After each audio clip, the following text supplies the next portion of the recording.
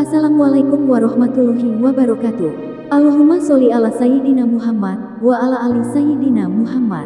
Pemirsa yang dirahmati Allah, marilah kita simak ceramah dari Kiai Haji Abdullah Gimnastiar dengan tema, apakah amal kita sudah benar dalam pandangan Allah? Sebelumnya marilah kita perbanyak sholawat minimal 1000 kali sehari, agar hidup kita penuh barokah dan mendapatkan syafaat kelak. Semoga menjadi amal jariah bagi Anda. Selamat menyaksikan. Kita wajar punya keinginan, tapi apakah keinginan kita ini membuat Allah ridho atau tidak? Itu yang paling penting. Tapi harus dipikirkan betul tuh, sampai harus bisa siap dengan hisabnya, ya. Karena kalau ingin itu pasti harus ada. Makin soleh seseorang, makin bisa membedakan antara ingin dan perlu. Kalau perlu, lakukan, asal jadi kebaikan. Kalau ingin, apalagi pas ingin sekali, tahan. Caranya dua. Satu, konsultasi, musyawarah dengan yang ahli. Yang kedua, istiqoroh. Ada perlu beli pentil apa? Nggak usah istiqoroh sih kalau pentilnya nggak. Sepeda ini memang ujian berat bagi saya.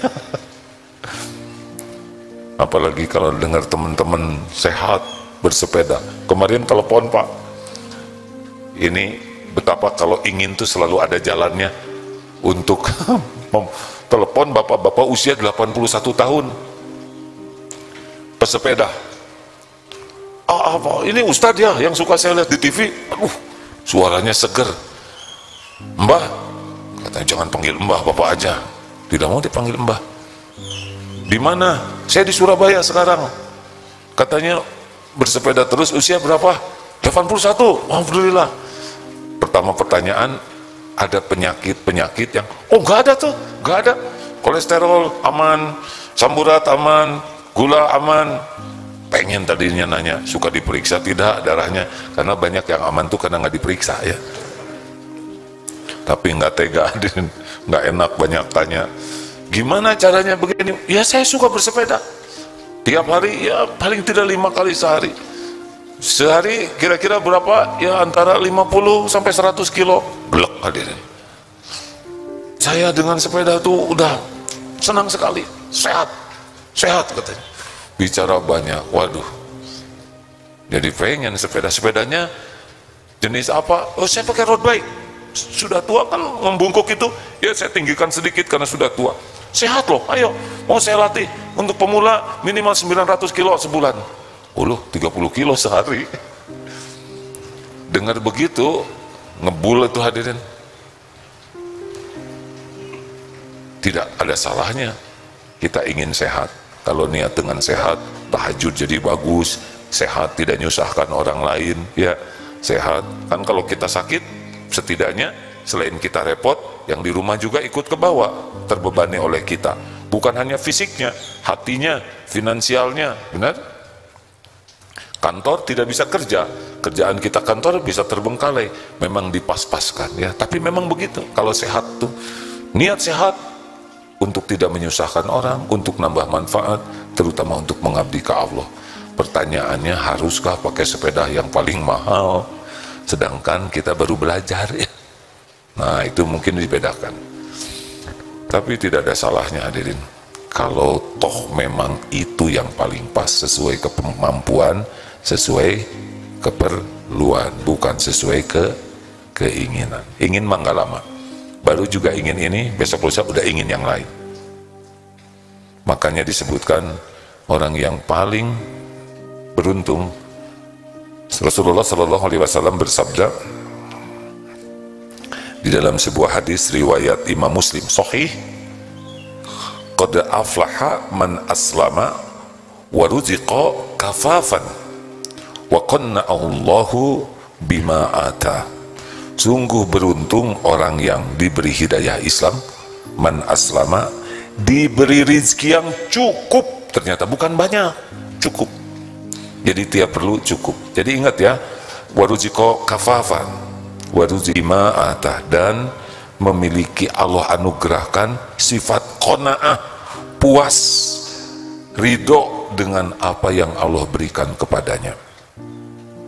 Wah, kalau gitu umat Islam tidak akan berkembang dong. Bukankah kita harus cita-cita setinggi langit? Kurang, harus lebih tinggi dari langit ya, yaitu ke sorga. Dengar hadirin, Allah subhanahu wa ta'ala sudah lebih tahu tentang keperluan kita dibanding kita sendiri. Jadi yang kita inginkan, kita perlukan, Allah sudah tahu. Dan yang menguasai apa yang kita perlukan, apa yang kita inginkan adalah Allah. Dan sampainya yang kita inginkan, kita perlukan, hanya bisa terjadi dengan izin Allah.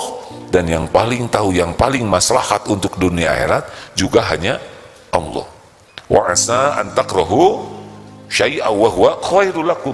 Boleh jadi engkau tidak suka padahal baik menurut Allah bagimu, dan boleh jadi engkau suka antuhibbu syai'a wa huwa syarrul lakum, padahal buruk menurut Allah bagimu. Wallahu ya'lamu wa antum la ta'lamun. Allah Maha tahu, kalian tidak tahu. Gimana dong tentang beli spare part itu? Mau deh dikasih ilmunya deh, berapaan harganya spare part? Nah, punya uang, sedekahkan. Ini buat beli spare part 1 juta, uang cuma ada 200.000, kebeli enggak? Coba sedekahkan. Bismillah ya Allah, saya sedekahkan. Sembunyi-sembunyi, nggak usah diposting, nggak usah digandengkan dengan spare part ya. Atau minta doa, tolong doakan ya spare part nggak ya, terlalu kekanak-kanakan. Sedekahkan sembunyi-sembunyi. Saya tidak janji apa-apa ya deh ya.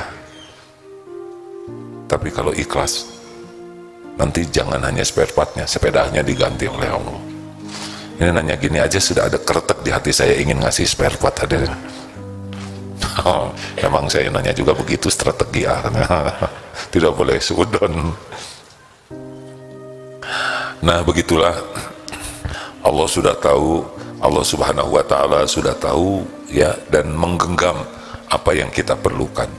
Oleh karena itu jangan ngotot, karena makin ngotot ke dunia sebetulnya makin kurang rasional kita. Harus redakan saja. Nanti gimana, keburu dibeli orang? Enggak. Kalau memang nanti Allah mau berikan ke kita, diberikan. Relax. Beneran kejadian, udah keburu dibeli orang, berarti bukan rezeki kita, nggak ada masalah. Dunia baik-baik saja, tidak usah pakai jengkel, tidak boleh usah pakai emosi. Padahal dia sudah janji mau jual ke saya, tapi nggak jadi. Ya sudah, nggak apa-apa. Mungkin Allah mau ngasih yang lebih baik dalam waktu yang lebih tepat. Nggak usah kecewa. Kalau sudah musyawarah dan sudah istiqoroh, insya Allah kita dapat yang terbaik. Ini pertanyaannya tentang sepeda sih, jadi agak mendalam jawabannya. Astagfirullah. Begitulah hadirin sekalian. Ingin dunia ini tidak terlarang. Yang penting pikirkan, keinginan saya ini akan memperbudak saya nih. Mau apa nih?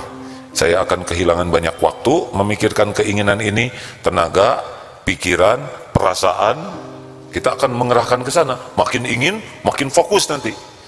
Apakah ini membuat Allah suka ke saya atau tidak? Dan ingat, nafsu itu akan menggampangkan. Kalau sudah nafsu, itu apa yang disukai Allah tidak disukai nafsu. Apa yang disukai nafsu biasanya yang tidak disukai Allah. Contoh sederhana begini, tahajud. Allah suka atau tidak? Sangat suka. Nafsu suka atau tidak? Tidak. Kita milih tahajud, milih tidur. Tidur. Taraweh mau 11 rakaat, mau 23 rakaat, jujur.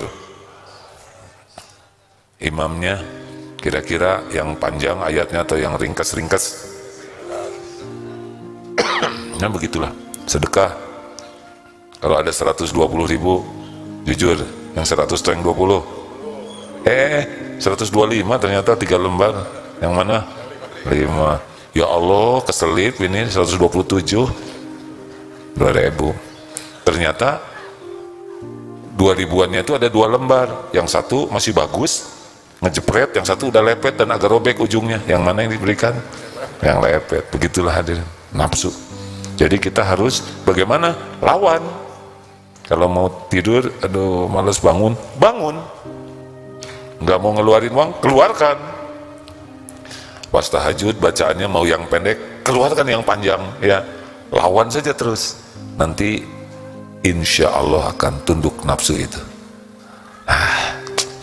Perjuangan memang akan selalu ada keinginan, dan lebih berat lagi adalah yang diberi kemampuan. Jadi yang banyak uang ini ujiannya lebih berat, karena dia bisa beli yang dia mau, padahal hisabnya berat. Kalau yang tidak punya uang, ujiannya apa? Pengen diberi. Jadi agak baik ke teman-teman yang kaya, ke siapa tuh jadi baik, ngarep-ngarep dikasih. Gak boleh itu juga. Kalau kita sanggup, kita bisa nyicil, cicil. Jangan ngarep-ngarep diberi orang. Nanti barangnya dapat, izah kita yang tidak dapat. Setiap kali kita minta, maka pasti kehormatan kita yang turun. Buat apa kita punya barang bagus tapi izah tidak bagus? Nggak apa-apa, beli handphone sederhana tapi keringat sendiri lebih enak daripada kita minta-minta dikasih dan kita jadi tidak bermartabat. Nauzubillah. Terima kasih. Jadi kendalikan keinginan, bukan tidak boleh. Kalau punya keinginan segera tafakuri, karena ini akan menyita resource sumber daya kita, waktu, tenaga, pikiran, biaya, perasaan, harus semua itu. Waktu kita bisa jadi amal soleh, jadi mikirin itu. Uang kita bisa jadi amal soleh, jadi keluar ke sana, ya kan? Pikiran kita bisa zikrul, jadi mikirin itu. Obrolan kita jadi ngobrolin itu. Maka pastikan yang kita inginkan ini bisa membuat kita dekat dengan Allah. Wah, saya senang naik sepeda. Pertanyaannya, sambil naik sepeda dengar apa? Mikir apa? Di belakang siapa? Nih ke Lembang, kalau tidak hati-hati, tidak sedikit sekarang yang ke Lembang pakai road bike dan lawan jenis yang pakaiannya tidak terjaga. Kalau yang terjaga aman, hindar. Mau disusul, ternyata dia lebih kuat dari saya, jadi saya di belakang terus. Ya, berhentilah daripada sepanjang jalan dosa, ya. Pakai headset, apa yang didengar? Lagu. Kenapa nggak dengar murotal saja? Siapa tahu kita meninggal lagi bersepeda. Tidak ada jaminan kita hidup. Kalau takdirnya kita meninggal di jalan, tuh di BSD, direktur sebuah perusahaan terkenal, naik sepeda jatuh barangnya, dibalikin sepedanya, katanya nggak lihat, ternyata disambut oleh truk, meninggal. Tidak keduga, siap-siap bersepeda meninggal, ya. Maksudnya siapa aja. Makanya kalau mau naik sepeda, pastikan seragamnya bisa jadi seragam terakhir dalam hidup kita. Jangan terlalu ngetet, menutup auratnya harus tertutup dengan baik, jangan jadi dosa. Pakai helm yang wajar, jangan pakai apa atau yang kopea dikaretin begini. Kemudian periksa remnya, pasang lampunya depan belakang kalau bisa, supaya ikhtiarnya maksimal yang manfaat. Kemudian doa, bismillahi tawakkaltu 'alallah la haula wala quwata illa billah. Sedekah, udah serahkan ke Allah sambil jalan, sambil murojaah, Allahu nurus samawati wal ard, sambil ngapalin Quran. Sampai ke sana bisa 20-30 kali diulang-ulang, sampai ke sana hafalan nambah gitu deh. Nah, siap-siap begitu ya. Jarang sekali membahas keinginan sebegitu mendalam. Selain keinginan sepeda ini sih keluar, saya pas lagi ingin jadi gagal nih, hadirin dengar ceramah sendiri. Baik, ada pertanyaan silakan tentang keinginan. Tidak dilarang, tapi harus ingat kita akan diperbudak oleh keinginan. Ya, silakan. Pintu keinginan tahu nggak dari mana? Nih, yang dominan mata, telinga. Ini khusus untuk parfum, makanan, ya. Jambah roti, jadi ingin. Lagi ceramah, nasi goreng matang, fokus hilang. Selebihnya dari sini. Makanya kalau punya HP, lihat HP sendiri, sekenyangnya. Tidak usah lihat HP kiri kanan. Lihat yang lebih bagus, langsung jelek HP kita. Betul? Jadi macet ini, baterai jadi soak ya. Padahal sebelumnya baik-baik aja, tapi jadi lemot. Karena apa? Karena lihat yang lebih bagus. Bukan tidak boleh, tapi hati-hati. Ya, silakan. Bismillahirrahmanirrahim. Izin bertanya. Assalamualaikum warahmatullahi wabarakatuh. Waalaikumsalam warahmatullahi wabarakatuh. Ini terkait keinginan saya punya keinginan untuk menjadi guru, tapi bagaimana guru ini menjadi amal soleh? Terima kasih. Oh, guru mah. Guru apa dulu? Guru gitu yang mengajar. Gurunya guru. Ya, mengajar. Itu kan salah satu yang akan mengalir pahala kita dikubur. Yang ngajak orang kepada kebaikan, amar ma'ruf nahi mungkar itu binatang-binatang sampai ke semut-semut mendoakan, memohonkan ampunan tuh. Luar biasa itu orang yang mengajar itu. Asal ikhlas, ya. Bukan karena gaji, bukan karena imbalan, bukan karena karir. Udah, tenang aja lah, perkara rezeki mah sepenuhnya milik Allah. Tinggal kerja dengan niat yang benar, kerja dengan cara yang benar, ketemu kita dengan rezeki itu. Mau zaman kayak apapun, kan sesuka Allah. Kadang dibuat mudah, kadang ditahan, kadang dibikin sulit. Sebentar lagi katanya tahun depan kita akan sulit, ya jalanin aja.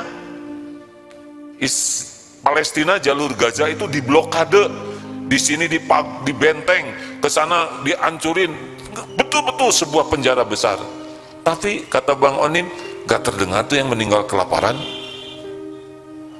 Allah yang maha mencukupi, bahkan bisa melawan Israel dengan persenjataannya yang canggih, karena yakin Allah akan mencukupi.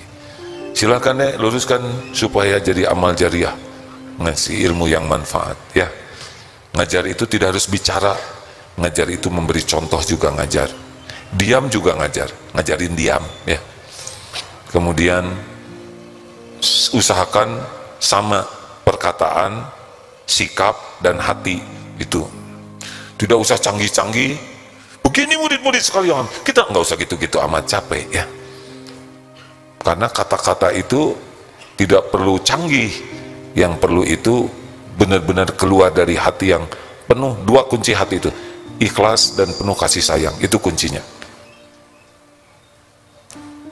Harus banyak mendoakan murid. Lanjut, 2 pertanyaan lagi. Makasih. Kembali, alhamdulillah. Bismillah, mau nanya, saya sebelumnya pas kelas 9 SMP, saya itu pernah diceramahi oleh teteh saya tentang Dajjal gitu. Itu yang buat saya tegangnya sampai buat saya tobat nasuha gitu. Oh gitu. Ya, habis itu saya lulusannya sampai ke SMA, tapi dari SMP saya ingin jadi Ustadz Adi gitu, Ustadz Adi Hidayat. Soalnya saya tonton dakwahnya itu benar-benar menyentuh hati saya gitu. Cuma sekarang saya pas di SMA nanya-nanya, kalau mau jadi Ustadz Adi kan di Timur Tengah, tapi mau ke Timur Tengah tuh gimana gitu. Ditanya ke guru agama sama Ustadz di perumahan, katanya ke Alimarot gitu. Tapi saya belum ada basic pesantren sama sekali, jadi begitu udah di Alimarot, tingkatannya udah pertengahan, tapi saya bawah habisan gitu. Jadi saya paling rendah, sedangkan saya pengen ke Timur Tengah gitu, pengen menjadi Ustadz Adi. Saya benar-benar pengen, ini keinginan saya paling tinggi gitu.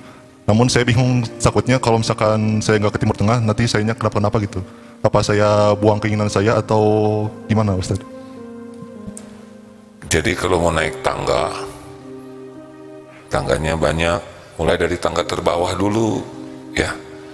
Mau timur tengah, mau timur ujung, timur pinggir, dan semuanya milik Allah. Kalau Allah mudahkan ke sana akan mudah. Sarana sederhana sekarang. Belajar dengan ikhlas, amalkan dulu di sini. Nanti mengalir takdirnya ke sana. Kalau itu yang terbaik, adik akan ke sana. Ya, penting mas sekarang jadi orang soleh dulu. Tahu caranya jadi orang soleh? Niatnya ikhlas, caranya benar. Itu aja. Jangan banyak ngarep-ngarep dari makhluk. Jangan ingin dipuji, jangan ingin disanjung, dikagumi orang, dan jangan ngarep-ngarep dengan apa yang ada di tangan orang. Itu latihan ikhlas. Kenapa kok begitu? Kata Imam Ibnu Qayyim, tidak akan bersatu keikhlasan dengan rasa nikmat disanjung, dipuji, dan ada yang di tangan orang. Seperti tidak bisa bersatunya api dengan air. Makanya kalau masih senang-senang dipuji, dikagumi orang rada susah, apalagi tentang amal ya. Terakhir, ini ada emak-emak dari Jamiah Nur Sakinah.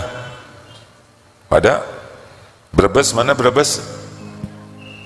Ibu dari Jamiah Nur Sapinah, kan? Nur Hikmah. Dirubah sedikit nggak mau. Ibu lucu pisan. Ibu sayanya di sini yang dilihat, yang di TV, yang asli yang ini. Tapi terserah ibu, saya penting ibu bahagia. Ini masih mending ya. Kemarin malah ada santri Pak, di belakang itu ada layar besar. Dia duduk di sini. Yang ceramahnya kan ini, sepanjang ceramah lihat ke sana. Tapi mau ngapain juga ngurusin kebahagiaan orangnya. Tapi saya kan tersinggung hadirin. Yang aslinya nggak dilihat. Udah itu hiburan. Ibu dari Brebes jauh-jauh ke sini mau apa? Kan? Silaturahim. Capek dari sana ke sini?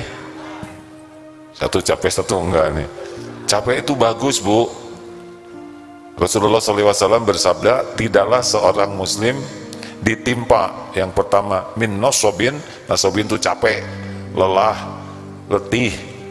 Wala wasobin, sakit, kaki, asam urat, kolesterol, jangar, sakit gigi, pokoknya jenis-jenis sakit. Wala hamin, cemas, takut, tuh kayak tadi takut dajjal.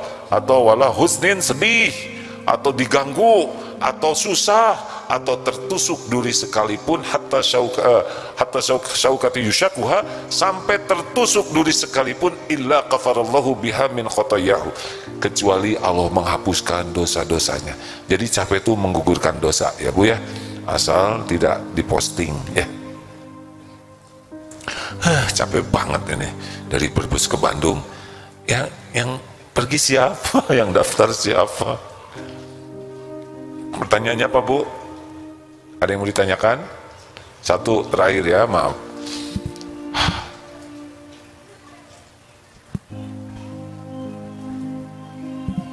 Assalamualaikum warahmatullahi wabarakatuh. Waalaikumsalam warahmatullahi wabarakatuh.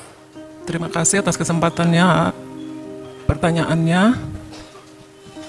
Ya Bu, silakan. Pertanyaannya, apa batasan cukup hubungannya dengan cita-cita? Waduh, saya kurang ngerti nih Bu. Ibu bisa menjelaskan nggak jawabannya apa Bu? Cita-cita, keinginan kan ya, ingin umroh, ingin haji, ingin yang lainnya. Yang lainnya Tentu teh yang apa baik, Bu? tentu yang baik ya ayah. Ya yang baik. Terus bagus itu, niat aja dari sekarang udah catat tuh Bu oleh Allah. Amin. Ya artinya sampai mana sih batasan yang kita harus merasa cukup? Ada yang tidak boleh merasa cukup Bu, yaitu kebaikan. Jadi kalau untuk berbuat baik nggak boleh puas, boleh tamak. Untuk berbuat baik, haus untuk sedekah lebih banyak, nolong orang lebih banyak, haus, saya mau nraktir sekian, makin haus berbuat baik, makin bagus.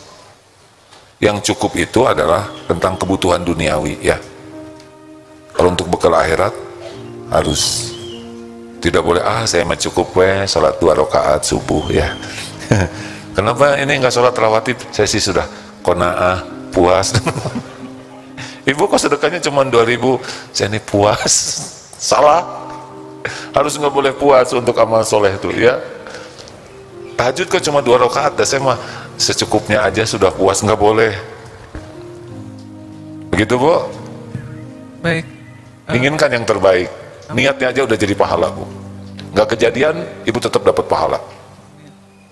Begitu? Bonus. Ini ada santri. Ini kapan diwisuda Dek? Besok? Udah agak lama saya lihat ada di sini ya. Udah segera harus praktek kerja. Assalamualaikum Mak. Izin bertanya, saya ini mempunyai keinginan menikah dari 2 tahun lalu dan sudah punya calon. Tapi dalam 2 tahun terakhir ini selalu mendapatkan kesulitan, salah satunya dari restu orang tua. Tapi restu orang tua saya udah dapat sekarang, tapi saya bikin masalah lagi, jadi jauh lagi saya nikah. Nah, yang saya mau tanyakan ini, apakah calon saya ini bukan jodoh saya, atau saya tidak tahu. Atau saya disuruh belajar agama lebih dalam lagi, baru bisa dikasih nikah sama Allah. Ya, satu, adek harus tahu bahwa yang menakdirkan jodoh itu adalah Allah. Macam-macam jalannya, kalau belum waktunya orang tua yang nggak setuju, uangnya belum ada, dan macam-macam, atau seperti sekarang ini. Tapi kelihatannya ditunda ini supaya adek lebih siap jadi kepala keluarga. Karena berat loh.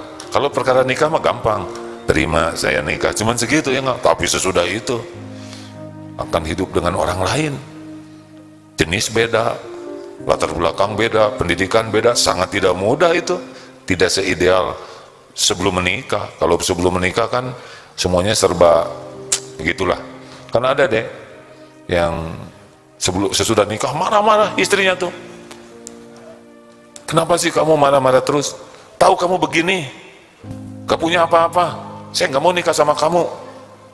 Bukankah sudah kukatakan dari awal, aku tidak punya apa-apa selain hanya engkau dirimun. Tapi kamu jawabannya, oh so sweet ya nggak? Sekarang dia udah ngaku nggak punya apa-apa ya. Disangkanya rayuan gombal, padahal gombal betulan ada. Tenang deh, Allah mendengarkan, Allah tahu isi hati adek, Allah tahu juga kemampuan adek jadi seorang suami. Udah sekarang manfaatkan sebaik-baiknya. Nggak ada yang bisa menakdirkan jodoh selain Allah. Jodoh itu termasuk wamin ayatihi, di antara tanda-tanda ayat-ayat Allah, kebesaran Allah itu adalah bab perjodohan. Benar-benar termasuk misteri hidup.